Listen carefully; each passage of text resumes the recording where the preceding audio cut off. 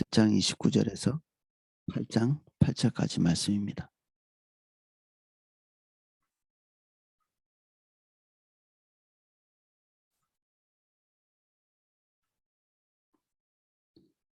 제가 내용을 읽어보겠습니다. 내가 깨달은 것은 오직 이것이라. 곧 하나님은 사람을 정직하게 지으셨으나 사람이 많은 꾀들을 낸 것이니라. 누가 지혜자와 같으며 누가 사물의 이치를 아는 자이냐.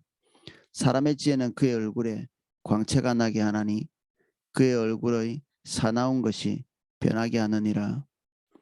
내가 권하노라. 왕의 명령을 지키라. 이미 하나님을 가리켜 맹세하였음이니라.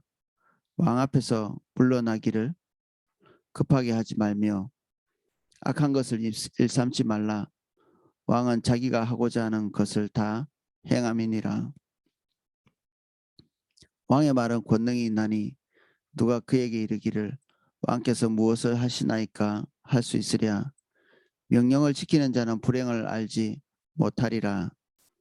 지혜자의 마음은 때와 판단을 분별하나니 무슨 일이든지 때와 판단이 있으므로 사람에게 임하는 화가 심함이니라. 사람이 장래의 일을 알지 못하나니 장래의 일을 가르칠 자가 누구이랴. 바람을 주장하여 바람을 움직이게 할 사람도 없고 죽는 날을 주장할 사람도 없으며 전쟁 때를 모면할 사람도 없으니 악이 그의 주민들을 건져낼 수는 없느니라. 아멘. 29절입니다. 7장. 내가 깨달은 것은 오직 이것이니라. 이것이라. 곧 하나님은 사람을 정직하게 지으셨으나 사람이 많은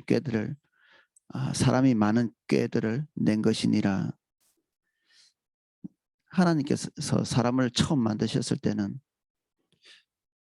하나님의 뜻이 왜곡되지 않고 완전하게 인간에게 전달이 되고 그 온전한 하나님의 온전한 지혜가 인간에게 있었습니다.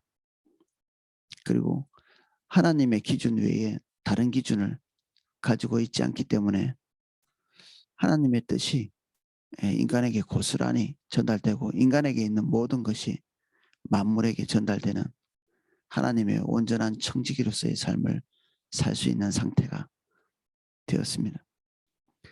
그런데 인간이 타락하고 자기 기준을 가지면서 하나님의 뜻을 자기 뜻으로 교체해 나가기 시작하는 이게 비극의 시작이죠. 그래서 세상은 더 이상 하나님의 뜻을 관철하지 못하는 인간의 말을 잘 듣지 않게 됐죠. 권위도 잃어버리기 시작하고 그래서 헛수고가 우리의 삶에 빈번하게 나타나기 시작합니다. 주님이 기대하고 뜻하시고 원하시는 그 일을 가지 못하는 것들이 많으면 많을수록 우리는 헛수고로 우리의 인생을 가득 채우게 됩니다. 나름대로 애는 쓰지만 그리고 아주 미미한 자기의 뜻을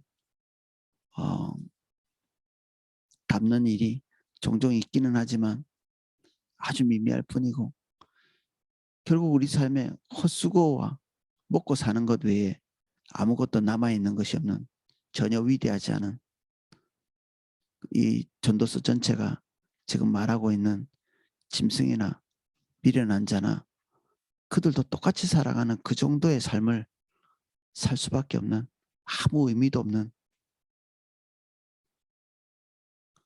누군가는 조금 더 잘 생존하고 그 생명을 조금 더 잘 유지하는 그 정도 그 외에는 아무 의미도 없는 헛수고의 삶을 사는 이게 우리가 찬 현실이기도 하죠. 우리가 주님 안에 들어와 있는 것은 우리가 그동안 들었던 지옥 가지 않는 그 정도의 복음이 아니라 하나님의 뜻이 우리를 통해서 완전하게 관철되는 아담의 자리로 가는 그리고 새로운 아담이신 예수 그리스도의 그런 본을 따라서 주의 뜻을 죽기까지 관철하신 예수님 같이 우리가 그 길로 가는 거죠. 우린 사실은 하나님의 뜻을 웬만하면 다 합니다. 근데 우리의 뜻이 있기 때문에 우리의 뜻에 대한 애착이 넘치다 보니 꾀를 내는 거죠. 이 꾀라는 것은 지혜라는 말과는 대립하기 위해서 쓴 말 단어인데 인간에게서 나온 것, 꾀. 사단에게서 나오는 것은 교활함이죠. 사단 보고 지혜가 있다고 하지 않습니다.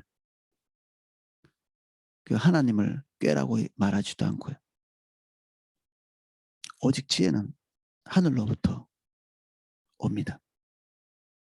그러니까 수평적으로 아무리 많은 정보를 수집한다 할지라도 책을 통해서나 그리고 인터넷을 통해서나 아무리 많은 양의 그 지식이나 정보를 수집해도 수직적인 하나님의 지혜, 그것을 획득할 수는 없습니다. 그냥 양만 많이 가지고 있는 거죠. 그래서 지식과 지혜의 차이점이랄까. 지혜는 하늘로부터 오는 이런 수직적 개념입니다. 하늘로부터 오는. 지식은 수평적이죠. 이게 양적 개념입니다. 이렇게. 많이는 가질 수는 있으나 이것을 가지고 우리가 인생의 중요한 문제들을 풀어내는 데는 한계를 가지고 있죠. 이 지혜를 가지고 이 수직적인 지식을 가지고 수직적인 지혜를 만들어내게 하시는 것은 또 그것도 하나님이십니다. 그래서 정보를 수집하는 것도 하나님의 인도를 통해서 하는 것이 옳죠. 무한정 종교서적을 읽는다고 우리가 주님을 잘 따라갈 수도 없습니다. 종교적인 정보를 더 많이 수집한다고 우리가 주님을 잘 따라가는 사람이 되는 것도 아닙니다. 설교를 많이 듣는다고 되는 것도 아니고 결국 하나님이 우리에게 오셔서 그것을 가능하게 하시는 지혜를 주실 때 그게 가능하죠. 그래서 포도나무 교회에서 제일 중요한 것 중에 하나는 메시지를 듣는 일인데 그것만큼 중요한 것이 주님과의 개인적인 관계를 가지는 우리가 다이스 장막이라고 부르는 주님과의 실제적인 관계를 누리는 시간, 그런 시간들을 우리가 쭉 추구해 왔는데 우리 지금 많이 쇠퇴해 있거든요. 잘 안 들어갑니다. 이게. 저희 이사야 62 또는 금요일에 하는 RGW 거기에 좀 많이 들어가시도록 저 권면 드립니다. 그게 없으면 메시지는 메시지일 뿐 정말 메시지일 뿐입니다. 아무런 생명이 되지 못하는 그냥 수평적인 정보들만 많이 가지고 있는 그것이 우리의 삶에 아무것도 해주지 못하는 이게 헛수고죠. 이게 헛수고입니다.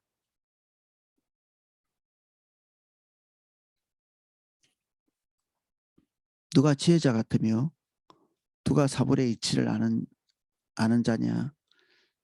사람의 지혜는 그의 얼굴에 광채가 나게 하나니 그의 얼굴의 사나운 것이 변하게 하느니라. 이게 굉장히 직관적인 표현이죠. 그리고 질문을 하는데 일부러 애매하게 하는 것처럼 그런 질문을 합니다. 누가 지혜자인가? 누가 사물의 이치를 알겠는가? 정답은 하나님이 지혜를 주신 자. 여기 지혜자라고 말하는 연관성은 하나님과 연관성이 있죠. 하나님이 지혜를 주신 그 지혜자, 그가 사물의 이치, 그리고 하나님의 때를 아는 자입니다. 자기 뜻을 관찰하는 사람의 얼굴을 유심히 보십시오. 죽기 살기로 달려가는 사람, 그리고 얼굴이 저절로 굳어지죠.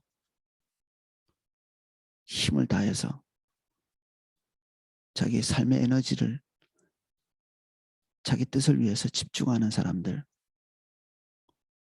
부드러움이 없는, 타협한다고 부드러움이 있는 것은 아닙니다. 그 마음 저변에 자기 뜻을 위해서 타협을 잘하는 것도 이미 굳은 것입니다. 주의 뜻에 순복할 줄 아는 것, 잘 길들여져 있는 것, 하나님의 뜻에 자기가 원하는 길로 갈 수 있지만 가지 않는 것, 이게 온유한 성품이고 훈련된 마음입니다. 잘 다듬어져 있는. 그래서 내려놓음이라는 책 제목도 있지만 이것은 주님 따라가는데 핵심적인 성품이기도 합니다. 자기 생각, 자기 뜻, 자기 의지, 자기 감정은 있죠. 당연히.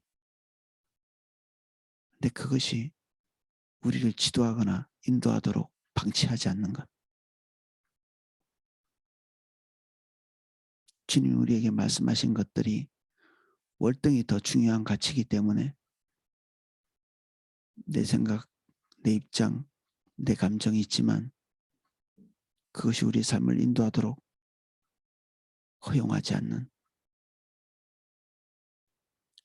그래서 육신을 쳐서 복종케 하고 주님이 기대하시는 바를 관철하는, 이게 지혜자죠. 지혜자는 자기가 원하는 것을 용의주도하게 잘 관찰하는 것이 지혜자가 아닙니다.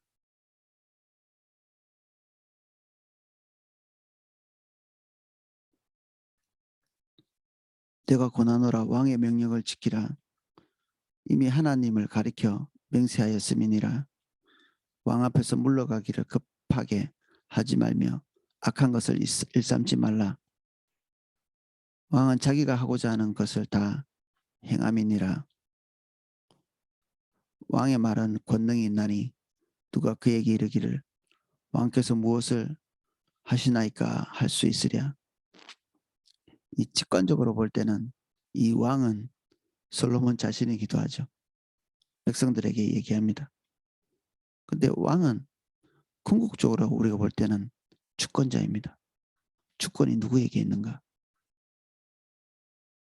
주권이 주권이 왕에게 있으면, 한 사람 한 개인에게 있으면 그걸 왕정이라고 하고, 귀족에게 있으면 주권이 귀족정이고, 우리는 국민에게 있다고 이렇게 믿죠. 근데 우리가 다 궁극적으로 볼 때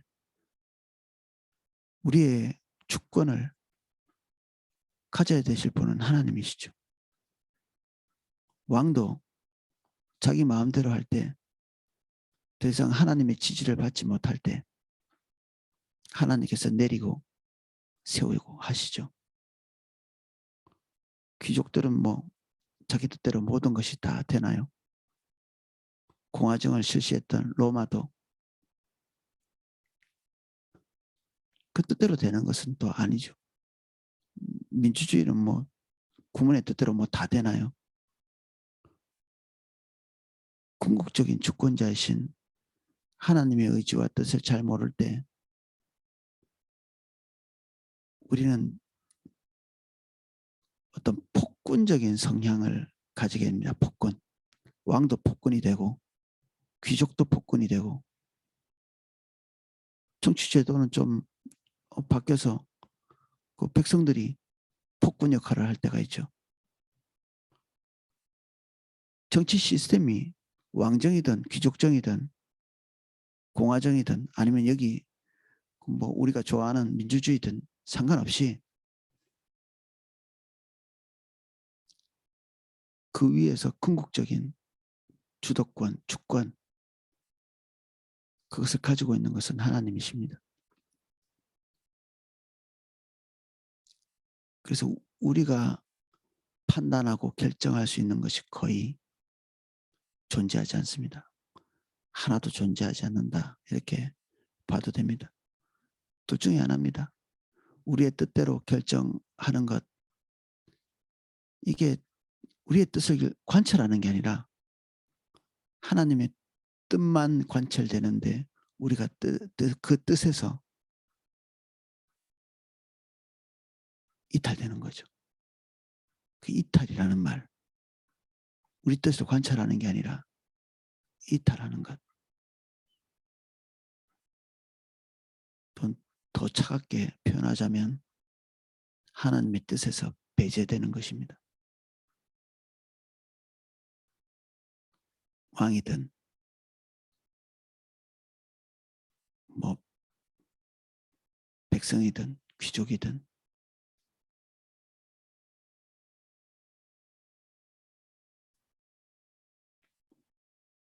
민주주의에서도 주의 뜻을 따라가는 자에게 권위가 입혀집니다. 이게 하나님의 권위가 세상 질서와 항상 일치되지는 않습니다.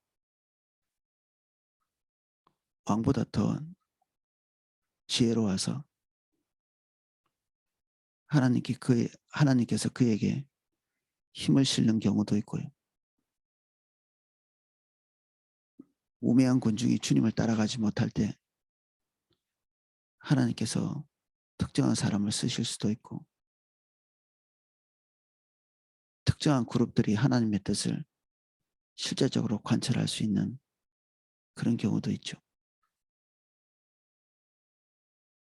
주님을 두려워하는 사람, 그에게 놀랍게도 권위가 입혀집니다.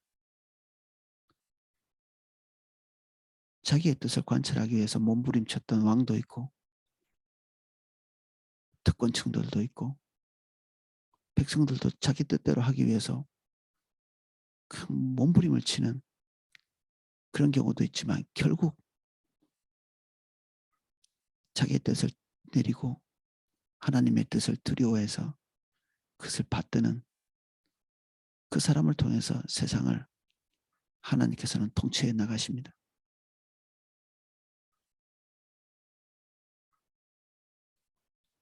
헛수고를 하지 않는 유일한 사람, 하나님을 경외하는 사람입니다.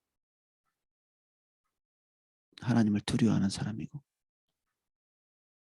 그에게는 권위가 있습니다. 얼굴을 사납게 이게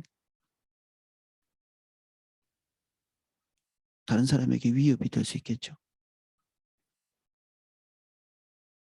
얼굴만 사나운 것이 아니라 성품도 사납고 그가 폭력을 쓰지 않는다 할지라도 또는 욕을 하지 않는다 할지라도 사람들은 그로부터 위협감을 느끼게 되어 있습니다.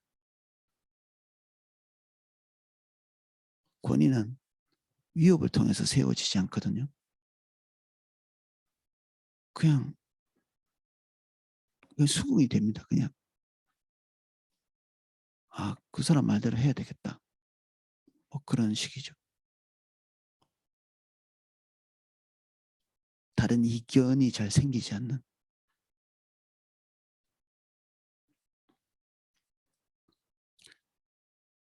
그래서 그 통치를 받는 사람은 태도나 자세가 부드러워야 합니다.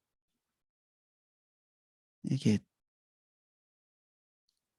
그의 뜻과 자기 뜻이 맞지 않는다고 환경을 뒤집어 엎는 태도를 가지고 있다면 재앙이죠. 당장에 닥치지 않기 때문에 그 일을 하겠습니까? 몇 발 걷지 않으면 금방 알게 됩니다.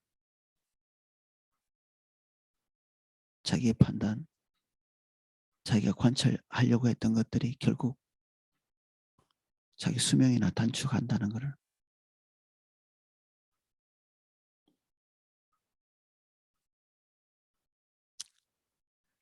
자유롭게 살겠다고 하나님의 뜻과 철저히 대립하는 그런 종류의 사람들은 결국 망치는 것은 스스로밖에는 없습니다. 자기 주변과.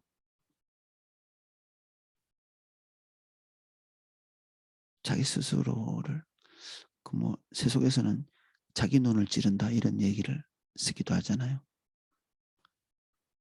결국 그 악독함은 자기만 상하게 만들죠.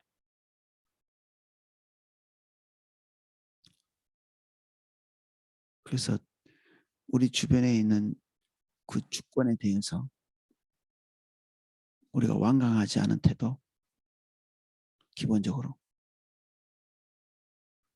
지금 하나님께서 우리 권위자를 통해서 주도해 가시는 일이 무엇인가, 그런 것들을 보고 크게 올바른 대처를 해나가는 것, 이게 지혜입니다. 명령을 지키는 자는 불행을 알지 못하리라. 지혜자의 마음은 때와 판단을 분별하나니 늘 옳고 그름을 죽은 것으로 생각해서 다 이 지금 때에 하나님께서 하려고 하시는 일에 별달리 관심이 없이 자기의 옳음을 증거하기 위해서 이런저런 그럴듯한 말을 해대는, 이게 꾀거든요. 꽤. 이게 29절에 말하고 있는 하나님께서 행하시는 일들을 보려고 하지 않고 자기 뜻을 관철하기 위해서 하나님의 말씀 또는 보편적인 도덕, 그리고 사람들이 말하는 선, 이런 것들을 가져와서 덕지덕지 꾸며대는 것입니다. 죽은 도덕, 죽은 윤리, 죽은 말씀, 그것으로 자기의 뜻을 치장하는 거죠. 애들 동화책 보면 까마귀가 자기를 돋보이게 하려고 다른 아름다운 새의 깃털로 자기를 장식하는 것처럼 아름다운 다른 사람들의 깃털을 가지다가 그냥 자기를 덕지덕지 꾸며놓는 그런 아름다운 것들 입에 달고 있어도 잠언은 미련한 자의 입에 달려있는, 미련한 자라는 게 하나님으로부터 오는 그 지혜가 없는 그러한 자, 지식은 가득 차가지고 여기저기서 들은 말은 많고 읽은 책은 많아서 자기를 이게 선한 것으로 잘 꾸며대고 있는, 근데 결국에는 전원자의 다리와 같은, 그냥 뭐 실제적으로 걸으려고 하면 한 걸음도 지탱해 주지 못하는 근육이 없는 그런 다리, 겉보기에는 멀쩡한데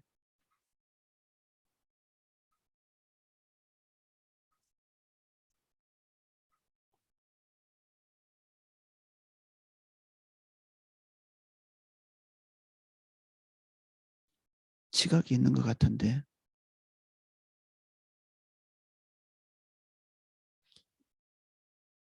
그 지각이 우리를 선한 길로 인도해 주지 못합니다.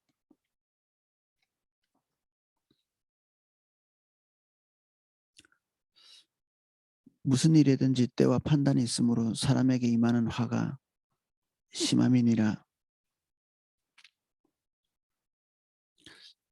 하나님의 의도, 뜻, 주님과의 관계,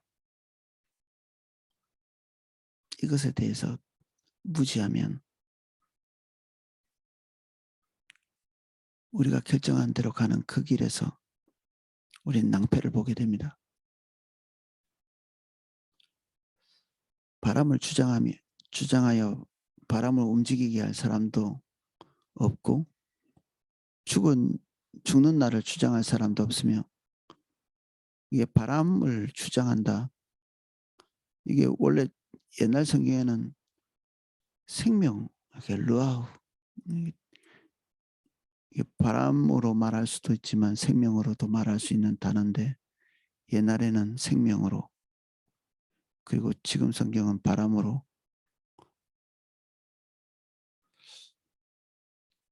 이게 뭔가 좀 더 모르게 만들어 놓은 것 같은 느낌을 줍니다. 이 말이. 근데 우리가 언제까지 살지 사람의 생명이 내일 끝날지 오늘 끝날지 그리고 이날 죽을지 저날 죽을지 도무지 알지 못하는 항상 하나님께서 근본적인 것들을 다루시죠. 내가 안전하다고 생각하는 그런 고지가 있죠. 부자가 자기 여러 해 먹을 곡식들을 가득 저장해 놓고 나서 이제 됐다라고 한 그 시점 그 쌓아둔 그 가득 채워둔 그 곡식을 입에 대지도 못하고 자기는 먼 미래를 바라보고 있는데 하나님은 지금 서 있는 그 지점에서 그 생명을 거두려고 기다리고 있는 무서운 일이죠. 이게 우리가 바라보고 있는 것 이게 과연 관찰될 것인가 이상한 그 확신을 가지고 있습니다. 우리가 계획한 것이 때로는 관찰되기도 하고 관찰되지도 않을 때도 있는데 그 부자와 같이 그것을 관찰하고 난 다음부터 나에게 의미 있는 삶이 펼쳐질 것 같은 속임이죠. 스스로 속는 것입니다. 근데 거기가 끝입니다. 인생은 하나님이 의미 있다고 여기시는 만큼만 갑니다. 그래서 성경은 더 무서운 표현을 하고 있는데 살았으나 죽었느니라. 일락을 사랑하는 자, 자기 만족을 추구하는 자, 살았으나 죽었느니라. 우리는 살았다고 생각하고 자기 만족을 추구하면서 웰빙하고 있다고 생각하는데 성경은 산 것처럼 보이느냐? 하나님 눈에는 이미 죽었다.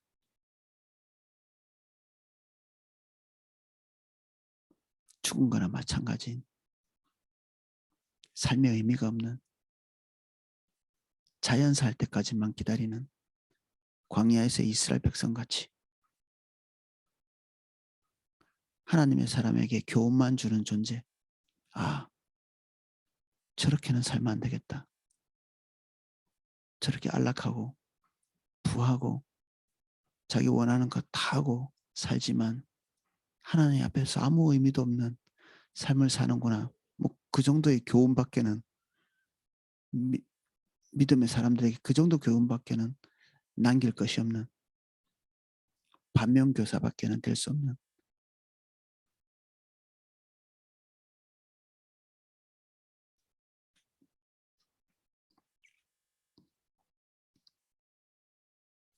전쟁할 때를 모면할 사람도 없으니 악이 그 주민들을 건져낼 수 없느니라.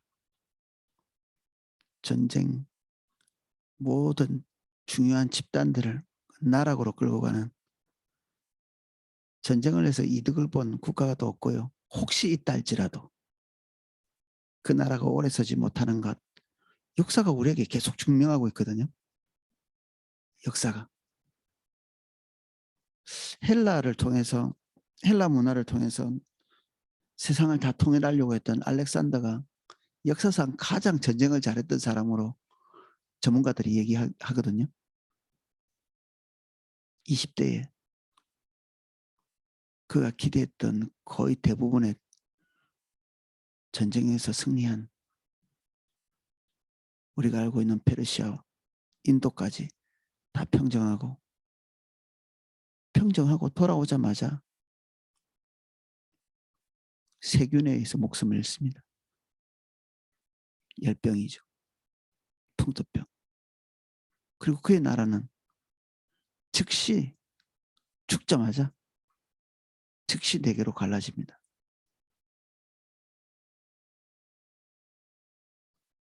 우리가 이름만 들으면 아는 바벨론, 그 몇 년 가지도 못하고 100년도 채 유지하지 못하는,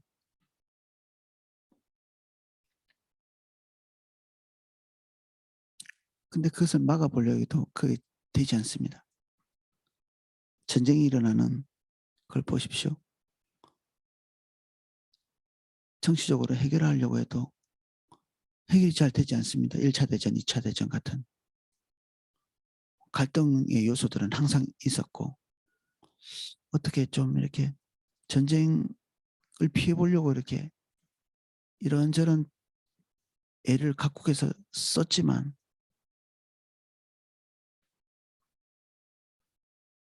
결국 이미 하나님을 배반하는 사상, 가치, 이런 것들이 전 유럽을 뒤덮어가고 있는 상황에서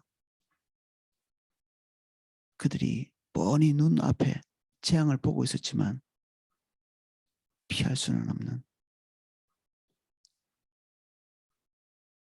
이 개인의 전쟁은 어떤가요? 사실 뻔히 보면서도 피하지 못합니다. 우리가 우리에게 닥쳐올 죽음을 뭐 모르나요? 다 알지? 다 알면서도 피하지 못하는 것처럼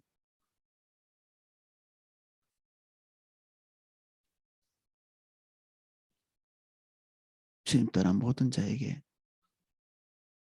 닥칠 재앙들도 뻔히 다가오는 것을 보면서도 피하지를 못합니다.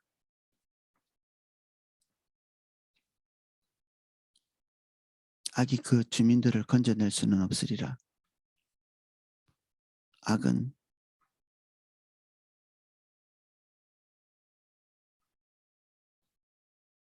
주님을 떠난 모든 것, 하나님의 결핍, 선의 결핍이 악인데 선의 본체이신 하나님께서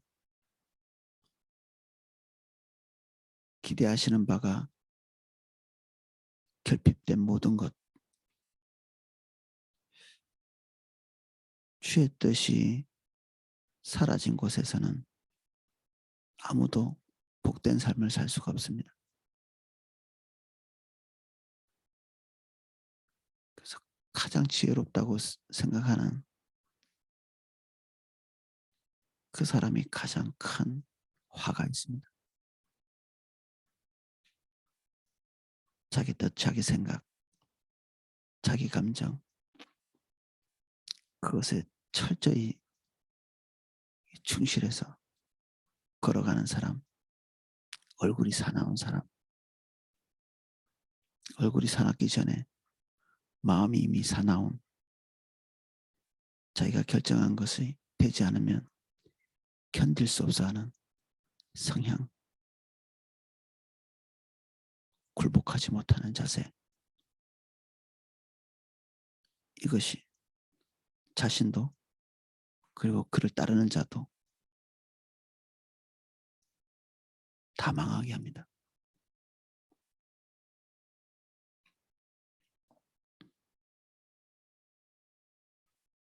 하나님이 가장 아름다우십니다. 우리를 향해서 가장 올바른 뜻을 가지고 계시고 가장 기쁘게 살 수 있는 방향도 하나님께서 제시하시고 가장 좋은 결과도 주님이 결정하십니다. 우리가 세운 청사진은 빨리 불태우는 게 좋습니다.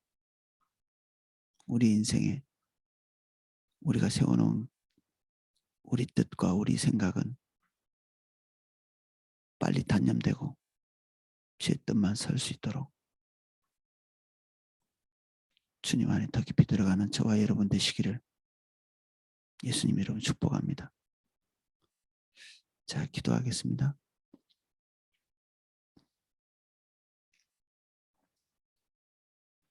누구도 주님과 대립할 수는 없습니다. 그 어떤 정권도 주님을 대립해서 자신들을 유지할 수 없습니다. 어떤 정치 구조도 주님 밖에서는 선을 만들어낼 수 없습니다. 우리가 다 미련한 자가 되어 주의 뜻을 무시하고 우리의 뜻을 소중히 여기고 있습니다.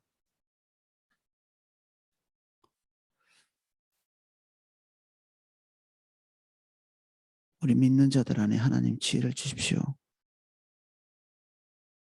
새 마음 주셔서 부드러운 마음 주시고 우리의 뜻은 깨어지고 주의 뜻이 설 수 있도록 주님 우리를 만나 주시고 대면해 주시고 주의 빛을 비추어 주십시오. 우리는 앞뒤 전후와 위아래를 구분하지 못하는 우리 꾀를 쫓는 존재입니다. 아버지 우리 안목을 열어주십시오. 우리의 시력을 열어주십시오.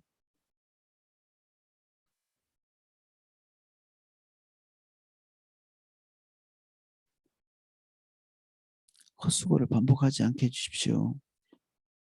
우린 이미 무수히 의미 없는 수고를 반복합니다.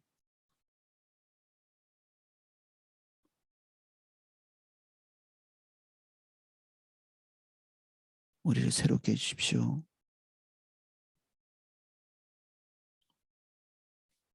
예수님 이름으로 기도합니다.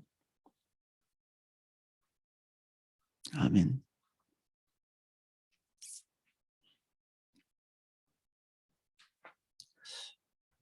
예, 제가 기도하실 수 있도록 음악을 방송해 드리겠습니다.